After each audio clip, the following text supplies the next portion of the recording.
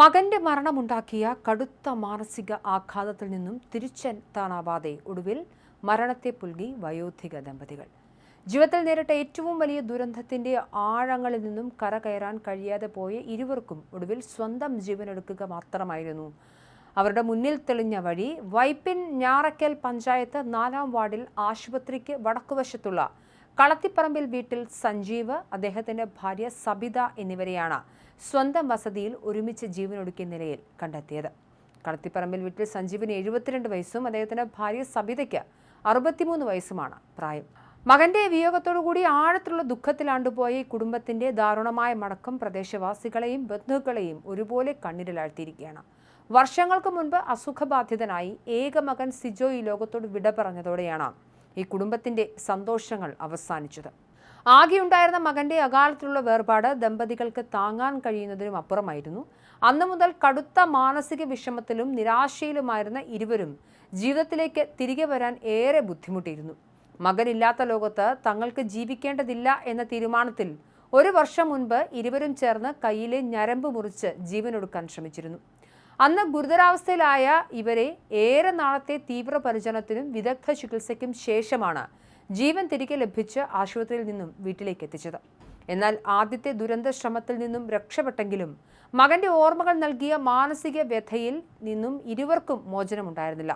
മുൻപത്തെ സംഭവത്തിന് ശേഷം കുടുംബാംഗങ്ങൾ ഇരുവരെയും നിരന്തരം ശ്രദ്ധിച്ചിരുന്നു. സഞ്ജീവിന്റെ സഹോദരൻ എല്ലാ ദിവസവും കൃത്യമായി ഫോണിൽ വിളിച്ച് വിവരങ്ങൾ അന്വേഷിക്കുകയും ആശ്വാസം പകരുകയും ചെയ്യുമായിരുന്നു. ഇരുവരുടെയും നീക്കങ്ങളിൽ ബന്ധുക്കൾ എപ്പോഴും ജാഗ്രത പുലർത്തിയിരുന്ന സമയത്താണ് തികച്ചും അപ്രതീക്ഷിതമായി വീണ്ടും ഈ ദാരുണ സംഭവം ഉണ്ടാകുന്നത്. ഇന്ന് രാവിലെ 9 മണിയോടെ തന്റെ വീട്ടിലേക്ക് എത്തണമെന്ന് സഞ്ജീവ് സഹോദരനെ ഫോണിൽ വിളിച്ച് ആവശ്യപ്പെട്ടിരുന്നു. തുടർന്ന് സഹോദരൻ തിരികെ ഫോണിൽ ബന്ധപ്പെടാൻ ശ്രമിച്ചെങ്കിലും സഞ്ജീവ് ഫോൺ എടുക്കാൻ തയ്യാറായില്ല. ഇതിൽ സംശയം തോന്നിയ സഹോദരൻ ഉടൻ തന്നെ സമീപവാസിയായ അയൽക്കാരനെ വിവരം അറിയിക്കുകയായിരുന്നു. തുടർന്ന് അയൽവാസി വീട്ടിലെത്തി പരിശോധിച്ചപ്പോഴാണ് വീടിന്റെ മുൻവശത്തെ വാതിൽ തുറന്നു കിടക്കുന്നതായി കണ്ടത്. അകത്തു കയറി നോക്കിയപ്പോഴാണ് വീടിന്റെ മുൻവശത്തെ മുറിയിൽ ഇരുവരും തൂങ്ങി മരിച്ച നിലയിൽ കണ്ടെത്തിയത്. വിദേശത്ത് ദീർഘകാലം ജോലി ചെയ്തിരുന്ന സഞ്ജീവ് നാട്ടിൽ തിരിച്ചെത്തിയ ശേഷം മഞ്ഞക്കാട് പ്രദേശത്ത് മറയിൽ മറൈൻ വർക്ക്ഷോപ്പ് എന്ന സ്ഥാപനം നടത്തി വരികയായിരുന്നു. നിയമവകുപ്പിൽ ഉദ്യോഗസ്ഥയായിരുന്ന ഭാര്യ സബിത ഏതാനും വർഷങ്ങൾക്ക് മുൻപ് സർവീസിൽ നിന്നും വിരമിച്ചു. വിരമിക്കൽ ജീവിതവും ബിസിനസ്സും ഒക്കെ സമാധാനപരമായി മുന്നോട്ട് പോയിരുന്ന ഇവരുടെ ജീവിതത്തിലേക്ക് മകന്റെ മരണം വില്ലനായി എത്തുകയായിരുന്നു. എന്തായാലും സംഭവ സ്ഥലത്തെത്തിയ ഞാറയ്ക്കൽ പോലീസ് ഇൻക്വസ്റ്റ് നടപടികൾ പൂർത്തിയാക്കി വരികയാണ്. തുടർ നടപടികൾക്ക് ശേഷം മൃതദേഹങ്ങൾ പോസ്റ്റ്മോർട്ടത്തിനായി മാറ്റും.